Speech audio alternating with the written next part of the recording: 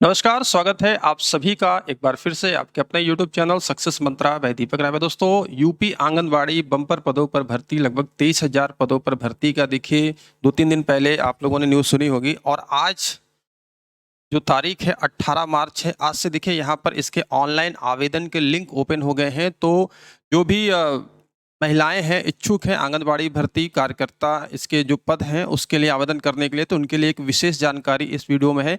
और साथ साथ यहाँ पर क्या क्वालिफिकेशन होगी, किनको नियुक्ति मिलेगी, किनको रिजर्वेशन एक्स्ट्रा मिलेगा, उन सारी चीज़ों पर हम बात करेंगे। ठीक है, तो यहाँ पर आप देख सकते हैं ये ऑफिशियल आंगनबाड़ी भर्ती का ये वेबसाइट है जिसमें कि आपका यूपी आंगनबाड़ी भर्ती .in, ठीक है। इस वेबसाइट का लिंक मैं वीडियो डिस्क्रिप्शन में दे दूंगा, आप वहां से जाकर इसको क्लिक करके देख सकते हैं।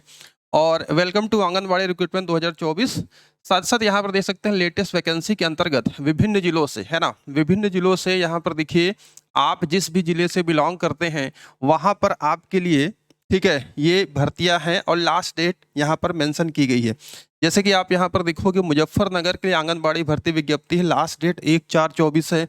इसी प्रकार से शामली हो गया 2 है, 2/4/24 है। इसी प्रकार से एटा हो गया, चित्रकूट हो गया, बागपत हो गया, हाथरस हो गया, पीलीभीत हो गया, लखनऊ हो गया। यानी 75 जिलों में उत्तर प्रदेश के जितने भी 75 डिस्ट्रिक्ट्स हैं, चाहे वो ग्रामीण हो या आपके शहरी क्षेत्र में हो, शहरी क्षेत्रों में भी आंगनबाड़ी होते हैं, ग्रामीण क्षेत्रों में भी होते हैं। ठीक है, तो इस प्रकार से यहाँ पर देखिए लिंक ओपन हो चुका है। आप जिस भी डिस्ट्रिक्ट से बिलोंग करती हैं वहाँ पर जाकर आप इस विज्ञापन के माध्यम से देख सकते हैं।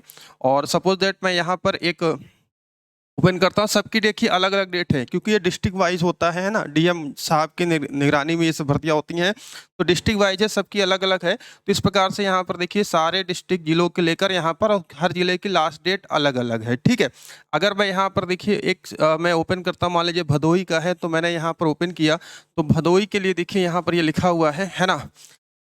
ये परियोजना का नाम है ग्रामीण है ना। जो भी परियोजना है वह ग्रामीण क्षेत्र में आंगनबाड़ी कार्यकर्ताओं के रिक्त पदों की संख्या, तो जिलेवार अलग अलग रिक्त पदों की संख्या है। ठीक है, और इस पद हेतु केवल महिला अभ्यर्थी ही पात्र होंगे। कौन सी?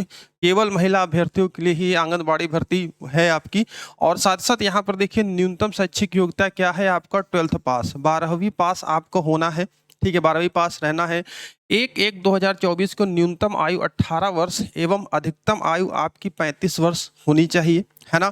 और इस प्रकार से ये जो अलग अलग डिस्ट्रिक्ट के अलग अलग जो लास्ट डेट है वहाँ पर लिखा गया है, विज्ञापित पदों हेतु ऑनलाइन आवेदन करने की अंतिम तिथि 5/4/24 मध्यरात्रि 12 बजे तक होगी। तो ये मोड क्या होगा आपका? ऑनलाइन ही होगा। ठीक है, सारी प्रक्रिया ऑनलाइन होगी और वेबसाइट मैंने आपको बता दिया है।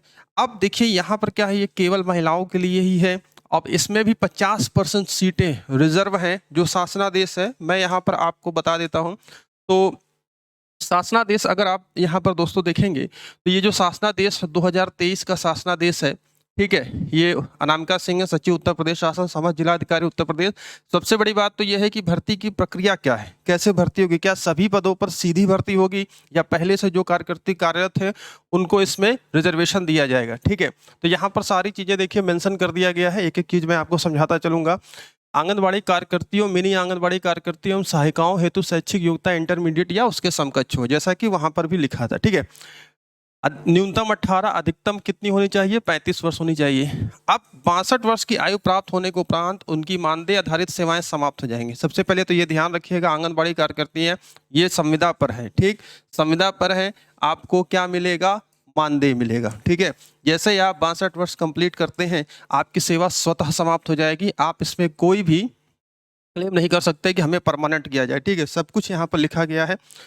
इस प्रकार से अब चयन की प्रक्रिया में देखिए, आंगनबाड़ी चयन की प्रक्रिया, सर्वप्रथम आंगनबाड़ी कार्यकर्ती के कुल रिक्त पदों के सापेक्ष 50% पदों पर आंगनबाड़ी कार्यकर्ती की भर्ती हेतु अपेक्षित अर्हता पूर्ण करने वाली आंगनबाड़ी सहायिका, ठीक है, आंगनबाड़ी कार्यकर्ती की भर्ती में 50% आंगनबाड़ी जो सहायिका हैं उनको पदों का लाभ मिलेगा। यानी कि 23,000 पद है जिसमें कि सीधा सीधा आप देख सकते हो 11,500 समथिंग पद क्या है, 50% आंगनबाड़ी सहायिकाओं के माध्यम से चयन होगा।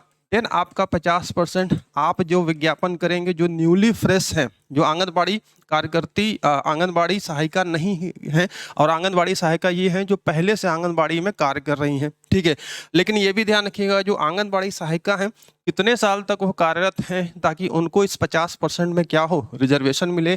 ये भी शासनादेश में लिखा गया है, जिसमें कि साफ साफ यहाँ पर लिखा गया है, सर्वप्रथम अपेक्षित अर्हता रखने वाले ग्रामीण क्षेत्रों में उसी ग्राम सभा तथा शहरी क्षेत्रों में उसी वार्ड में स्थित उसी आंगनबाड़ी केंद्र की सहायिका जिसकी न्यूनतम आहारकारी सेवा निर्धारित कट ऑफ डेट को 5 वर्ष की नियमित सेवा पूरी हो चुकी है तथा शैक्षिक योग्यता न्यूनतम इंटरमीडिएट उत्तीर्ण या समकक्ष है और उसकी आयु 50 वर्ष से अधिक ना हो का चयन किया जाएगा। यानी कि पहली बात तो इंटर पास होना चाहिए, 5 वर्ष की सेवा आपकी कंप्लीट होनी चाहिए, किसके रूप में, आंगनबाड़ी सहायिका के रूप में, ठीक है।